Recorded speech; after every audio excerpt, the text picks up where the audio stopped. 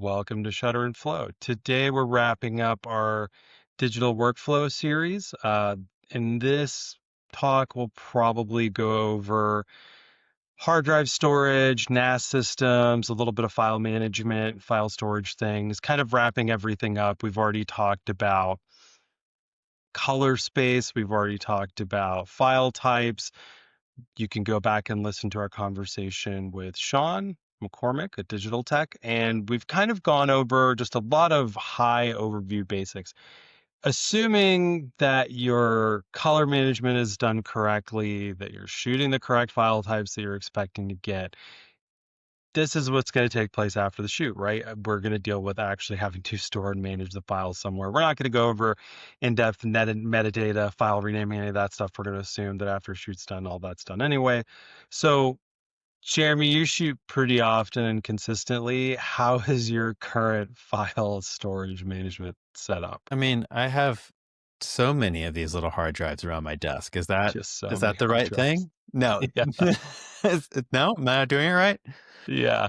So, yeah, I guess let's talk about hard drives first, because it used to be that file sizes were so much smaller that you could buy a terabyte hard drive and use that as a backup, and it would actually last you a little bit before you needed to get another one. But then eventually you just ended up with lots of multi-terabyte hard drives stacked up, right? And I imagine that most people that aren't running a NAS system, that's the world that they live in, which is the world you live in right now. But how do you choose what hard drives to buy? Are there certain brands? Because obviously you still need hard drives. You need to be able to bring hard drives on set, pass them off to clients. You still need to be able to transfer files around, backing up offset. You're not going to bring like a storage system on set, right? So what are you currently using as far as hard drives go? Yeah, I mean, typically every bigger shoot, I'm buying two hard drives for the most part. Normally it's one for a client, one for me to work off of, backup on in real time. So my computer shooting, backing one up, Chrono Sync. Um, the Samsungs have been the go-to. They are fast, they're rugged, they're SSD, which SSD hard drives have made everyone's life so much better. There's no Yeah. spinning things that you're not going to drop it and ruin it. I wouldn't test that theory, but try not to drop it. But they are solid, quick, easy. I just got this new Lexar, their upgraded one, and it is lightning fast. It comes with this cool little magnet sticker on the back if you wanted to like permanently do that on the back of your computer and just always stick something on there so it's convenient. Um, but yeah, it is a typical shoot that I'm buying 1 or 2 terabyte drives and doing it, keeping it, backing one up, giving one to the client. My goal for this year was towards the end of the year, which we're running out of time, but I'll still probably do it, is to get a NAS system. And obviously you've gone through this recently. I have another friend that went through it. Um, to be able to then only have to buy one for the client. I'm billing. They're getting billed back to the client. So it's not like money out of my pocket if you're doing it right. But that way you're not having to constantly buy new ones and have hard drives everywhere. I mean, I have 6 of them on my desk right here beside me. Yeah. And so that's part of the problem with just having everything on multiple hard drives is also just the searchability, right? Client asks, "Hey, can we get this image from this shoot you sent?" Or you're trying to pull something for some reason and you are just shuffling through like cards of a deck, like looking for the right hard drive. And I do have And a like old school desktop 20 or 16 terabyte, a bigger one, but it's the old Western Digital. I mean, old style. It's a newer hard yeah. drive. I do have one of those on my desk for backing everything up on, but it's not functional. It's not quick. You can't access it from anywhere else. You have to be plugged into it. There's a bunch of issues with that. And I've Yeah. just been meaning to upgrade and been busy and haven't been able to do it yet. Yeah. So let's talk through NAS a little bit. So if anyone hasn't heard what a NAS system is, it's network attached storage. Essentially, it's like running a small server on your local network, and they're pretty easy to set up. Synology is the largest, kind of most well-recognized company that builds these. There are a lot of other companies that build them as well. I own a Synology NAS. They're just pretty dependable. And also the software that comes pre-built is pretty easy to set up and install. Um, and essentially what you have is a multi-bay drive where you're then able to buy hard drives, install them in the drive, really easy on the Synology ones. I'm not sure how the other ones work.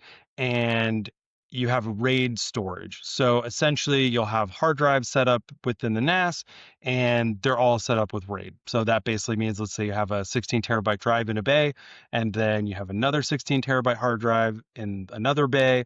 It's constantly backing up that drive. So if the drive fails, which does happen, I was working at a company, we had the entire drive fail, and then another time we just had a single hard drive fail. So it does happen, but things get backed up. On top of that, which we'll talk about after we talk about the NAS, we'll talk about cloud backup solutions. So Synology does have some cloud backup solutions. There's also some other companies, but let me show you really quick the one that I currently am running and I'm pretty happy with, and I have tons of storage still available on it. This is the Synology 5115 plus. It's a 5 bay. So basically, a 5 bay means that you just have room for 5 hard drives. And you also have the ability to not just use traditional hard drives, you can install SSDs in these. The SSDs for these are incredibly expensive. So, what you'll get with the SSDs is just incredible speed, but you may not need that if this is a backup. If you are planning on doing any sort of production off of this, i.e., having this is where you dump all of your photos, but you're still planning on going in and working in the drive to organize things, potentially open some things up in Photoshop, you might want to consider an SSD if that's your plan. But if not, just consider getting the hard drives. The hard drives are also expensive if you want high quality hard drives. However, we could see here a 16 terabyte made by Synology, you're looking at about 384 right now for a single. So if you're thinking of a 5 bay drive, 6 bay drive, I would say four is minimum, Mhm. because if you're thinking of a 4 bay drive, basically you're only using two of those drives for storage and two can be backups as RAID. So kind of think of it as cutting it in half a little bit, right? A 5 bay drive gives you a little more utility, a little bit more room to expand. And that's the nice thing. You can start with two drives. You don't have to buy all the hard drives right up front. In fact, I probably wouldn't. I would invest in a really good NAS system, buy a couple of hard drives. They don't even have to be 16 terabyte. You can do something smaller. As you'll see, this is an SSD, see how much it goes up. You get about 2 terabytes for, $529. But for hard drives, and you don't have to buy Synology ones, you can buy some cheaper ones. I would invest in decent quality ones. Otherwise, what's the point anyway? But this is roughly what it's going to set you back. Think in terms of probably around $2,000 all in to get started and get set up. Jeremy, I think you were looking at some other companies that created drives.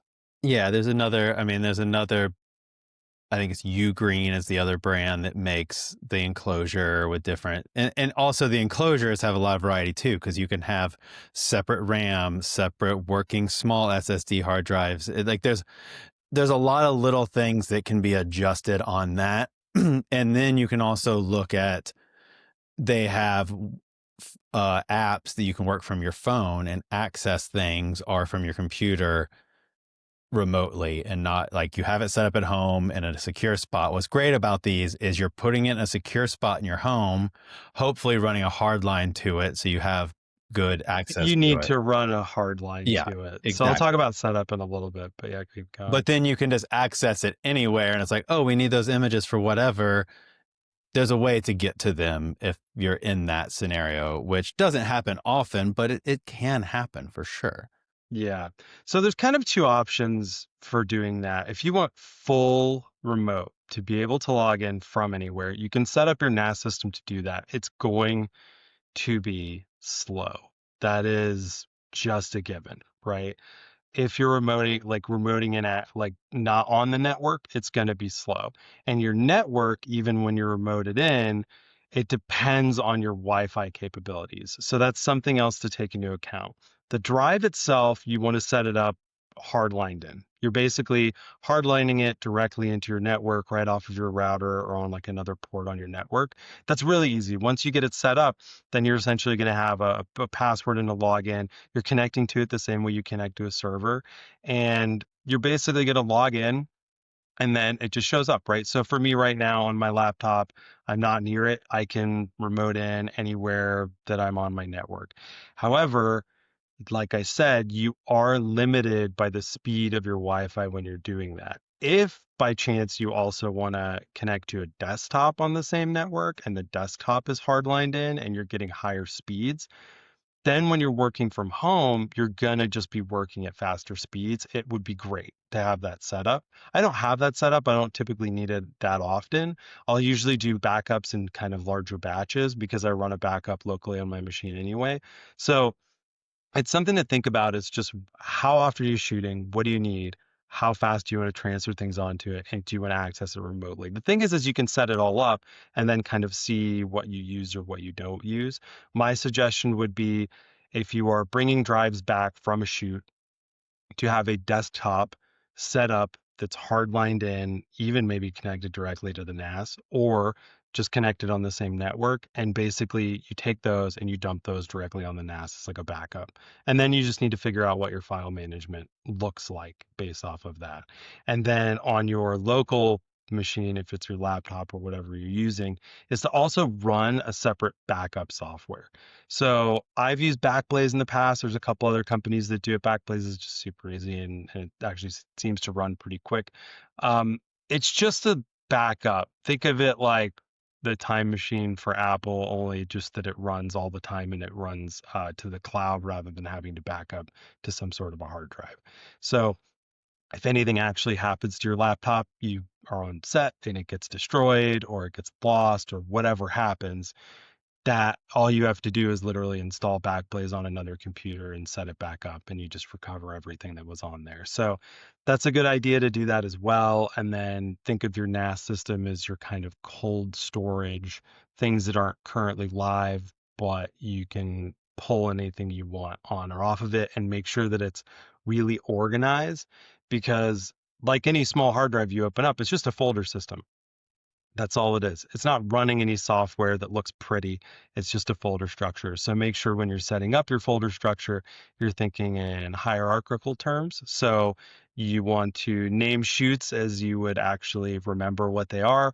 If you have invoice numbers or billing numbers that you can attach to that, and dates, you definitely want to usually start with a date. That's like the easiest way to kind of make things searchable, and then a description of the actual shoot itself so that when you're just looking through folders and it takes some time to load, if you have a lot, you can quickly find what you're looking for. Otherwise, you're just in a thing where you're throwing in dated folders in a drive, and then anytime you need to find something, you're like, okay, where do I go now? Yeah, and I think that that's important with the naming system for whatever you use. It doesn't matter what it is. Sometimes a client will come to you and say they want things named a certain way, but as long as for your backup that you can remember stuff and you're consistent with how you do it, that's how it should be done. So you can keep track of it all the time. Which then brings another point of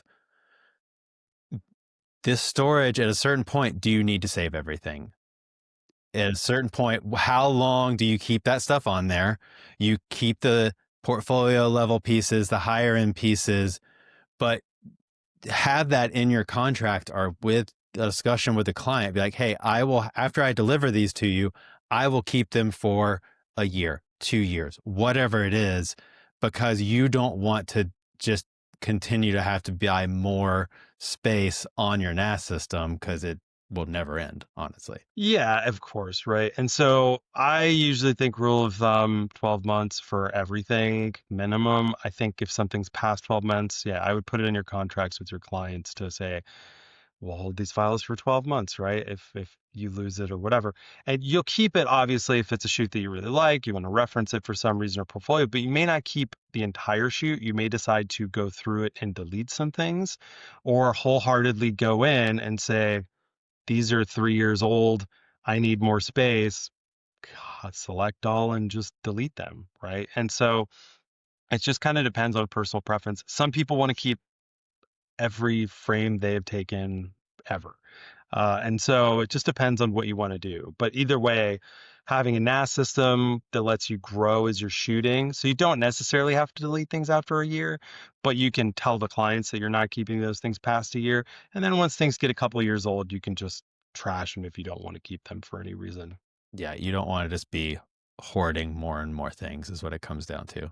Yeah, and let's be honest, if you're using portfolio pieces that are 8 years old, 10 years old, you should probably be shooting new stuff anyway to replace those things. Unless it's like absolutely amazing and you have one or two of those, it's fine. But if you're not consistently shooting more new work, like what are you doing holding on to that stuff that's a decade old? Sometimes it's really good, okay? Leave it alone. Sometimes it's good, I know. Yeah, I mean, come on. But Though yeah, shot on a 20D, you probably safe to say. I think that's a good rule there. Yeah. Depending on if they don't make the camera anymore that you shot it on Yeah. unless it's film, then maybe it's a good rule that you're not going to be putting it out there in the world. Yeah, I mean, that's a good question, right? If somebody has a bunch of film scans, they're probably not going to delete those files because they're like, it's such a pain to have film scan nowadays. Yeah, but those don't take up as much space, honestly, as other things, and you can deal with that. But I'm a firm believer in getting rid of stuff and not just sitting on it. Um, just ask yourself, are you ever going back and looking at it? Are you ever pulling it up for any reason? No? Delete most of it, save the Yeah. selects in a large enough form that you could use it for whatever you may need, but you don't need all the raw tiffs and everything for most of your shoots. So that's a good point, right? If you want to clean things up as you put things into cold storage, right? You could have a folder that's recent shoots or shoots within the past year. Those things are just everything you shot for. It selects, retouched files, whatever you have for that shoot. That's current, right? Then you can have another folder on your NAS that's kind of deep storage. This is stuff that's older than a year, but you want to keep.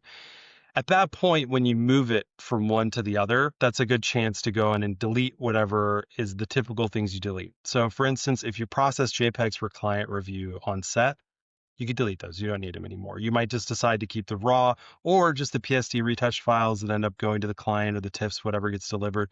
You can kind of make a decision on space because you're just thinking in terms of space.